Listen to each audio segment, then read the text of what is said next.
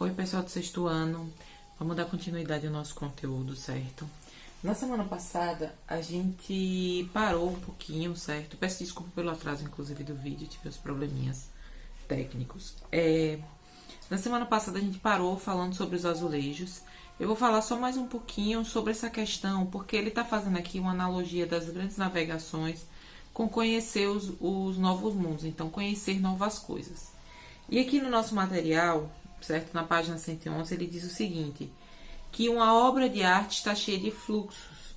São correntes de sentidos que aparecem em várias camadas, umas superficiais e outras profundas, assim como acontece no mar. Então, o que é que acontece? Ele está querendo dizer que a gente conhecendo novas coisas, através dessa viagem que a gente fez das navegações, a gente pode conhecer a azulejaria e mudar a forma como a gente vê o mundo. Então, a partir do momento que a gente muda, a nossa percepção sobre a arte vai mudar, certo? E aí ele vai trazendo aqui no nosso livro, por exemplo, a obra do Cildo Meireles, o Abajur. Ela esteve presente na 29ª Bienal de Arte de São Paulo, tá? Era uma imagem em movimento de uma caravela. O restante da obra estava coberto, então você tinha que chegar bem próximo para ouvir o som das gaivotas. E ele faz uma provável referência à escravidão praticada no período colonial, certo? Muitos artistas utilizam obras de arte como forma de denúncia ou de nos questionar sobre isso que aconteceu, tudo que aconteceu no nosso país e tudo que acontece no mundo, certo? Não só em relação a nós, enquanto pessoas, enquanto sociedade, mas também em relação ao meio ambiente, certo? Então, outros vieses que eles podem trazer. Aqui eles falam sobre o poeta Fernando Pessoa e ele cita uma frase dizendo: navegar é preciso, viver não é preciso. E ele levanta esse questionamento: por que as pessoas se arriscavam dentro das grandes navegações a chegar a outros locais, né?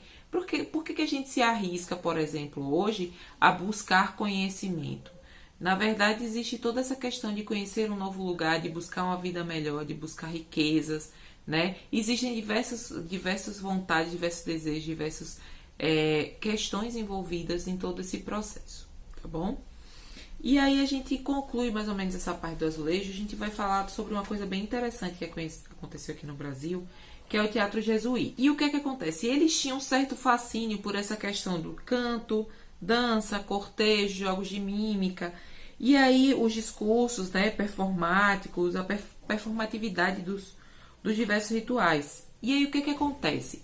Os jesuítas, os padres jesuítas, né, os padres da Companhia de Jesus, o que eles perceberam? Que eles poderiam utilizar essas referências para poder criar algo que pudesse cativar eles, né? Através desse elemento cultural, desse elemento artístico, eles podiam catequizar e ensinar a moral, os costumes, os hábitos, o que era correto, o que não era. Eles acabavam enxergando isso como porta de entrada, tá? Então, eles usavam plumas, máscaras, pinturas familiares a eles para conduzir a doutrina religiosa, que era o objetivo dos jesuítas, tá? Então, os textos dramáticos, eles foram em partes traduzidos para Tupi-Guarani, tá? O padre José de Anchieta, ele foi responsável pela criação de vários textos, certo? E pela adaptação de textos que já existiam em Portugal. Além do Tupi-Guarani, os textos eram apresentados, as apresentações eram realizadas em português e espanhol, certo? Então eram 3 línguas, era trilíngue a apresentação. Posteriormente surgiu o latim. Então, assim, apesar dos índios falarem primordialmente Tupi-Guarani, eles acreditavam que falar espanhol era muito fino, muito educado. Então, eles acabaram apresentando nessas 3 línguas. Como os textos bíblicos eles estavam em latim e muitos deles liam em latim, né, muitos dos padres, então eles acabavam apresentando também no latim depois de um tempo.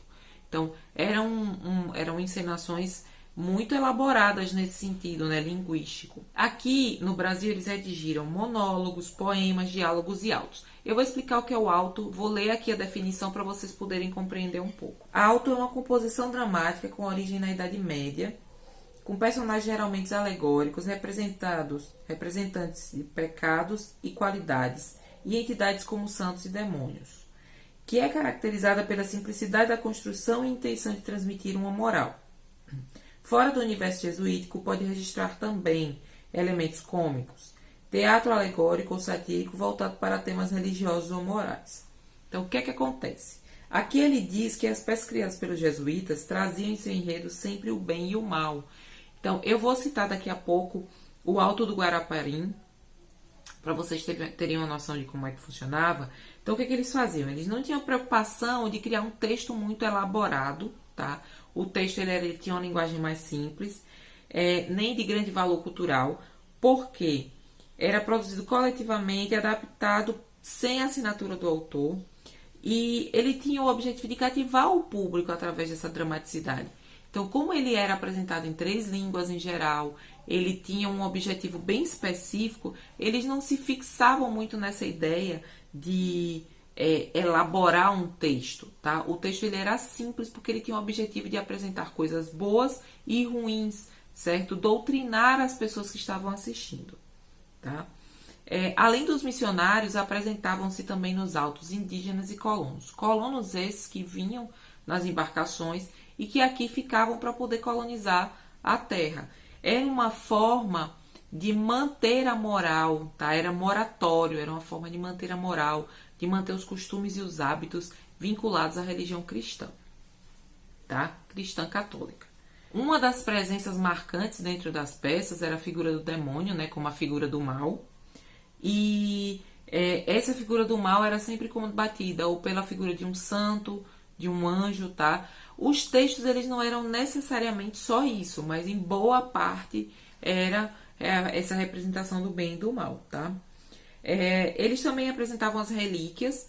O que eram as relíquias? Eram encenações feitas em cortejo, tá? O que acontece é que esses cortejos posteriormente vieram a se transformar nas primeiras apresentações, nas primeiras manifestações do carnaval. Para quem não sabe, o carnaval é uma festa religiosa católica, ele marca o início da quaresma, certo? Então, ele é uma celebração que acontece em um determinado espaço de tempo e o seu último dia marca o início da quaresma. Além da moralização que eu falei anteriormente, o teatro aqui jesuíta ele tinha um outro objetivo bem claro, que era de dar educação, além da doutrinação católica, era de educar. Como assim educar? Eles procuravam ensinar valores, procuravam fazer uma formação linguística, certo? Ensinar costumes, hábitos. Então, todo esse processo educativo se deu através dos autos. Um dos autos que ficou mais famoso foi o Alto do Guaraparim, que ele acontecia em deslocamento, tá? Então, durante o auto, são identificados quais hábitos e práticas são desejáveis e quais são condenados pelo catolicismo. O auto se passa numa aldeia. Na aldeia havia uma capela e o anjo da guarda e 2 santos padroeiros intervêm na influência dos demônios, prendendo-os. Então, eles dizem o que os índios têm que deixar de consumir, o que eles têm que deixar de fazer e quais os hábitos que eles devem adotar a partir daí, certo? Como é que funcionava esse auto nesse local? Eles se deslocavam como uma procissão, encenando, certo? A encenação começava no porto, seguia em procissão com cantos, danças, declamações e terminava na igrejinha. Então, o que a gente conhece como procissão tem o seu formato, o seu início nesse momento. Além disso, aqui no nosso livro, ele traz o seguinte, a origem do auto, tá? O auto, ele surge na Europa, período medieval, mas esses autos que a gente conhece aqui, eles vão tomar uma forma muito importante em Portugal e na Espanha, e eles tratavam de questões morais e teológicas, e eles buscavam atrair um público popular para os temas católicos. As pessoas elas não costumavam saber ler, né, de forma eficiente, não liam em latim, já que os textos não eram traduzidos. Então, o que eles faziam? Eles iriam até as ruas, encontrar as pessoas e doutrinar as pessoas através desse auto. Em Portugal e na Espanha, tinha muito essa questão do viés cômico, satírico, certo? A gente tem como exemplo Gil Vicente, que foi um dos principais escritores de auto, e ele escreveu o Auto da Barca do Inferno. Todo o texto se passa num cenário, tá?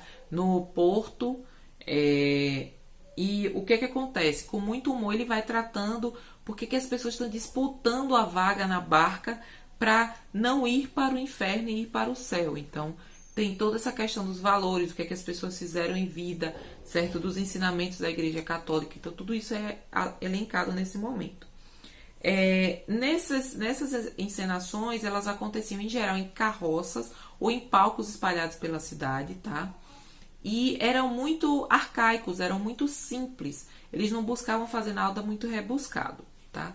Um exemplo de auto que a gente tem aqui no Brasil na atualidade, não escrito por religiosos, mas é um auto, porque trata de temas religiosos e valores morais, é o Auto da Compadecida, que foi adaptado para virou filme, virou série de TV, virou animação, então tem uma adaptação bastante intensa. Que o que acontece? O Ariano Suassuna, que é o autor do Auto da Compadecida, ele utiliza a linguagem do cordel e a cultura nordestina. Então, ele une o cultural àquilo que já existia, né? Aquilo que já era doutrinatório. É mais ou menos isso. Eu queria que vocês entendessem um pouco como funcionou o auto e qual era a função dele aqui no Brasil, tá? A gente vai ficando por aqui. Próxima semana, nosso encontro é online, pra gente encerrar o conteúdo e revisar, tá bom? Tchau, tchau.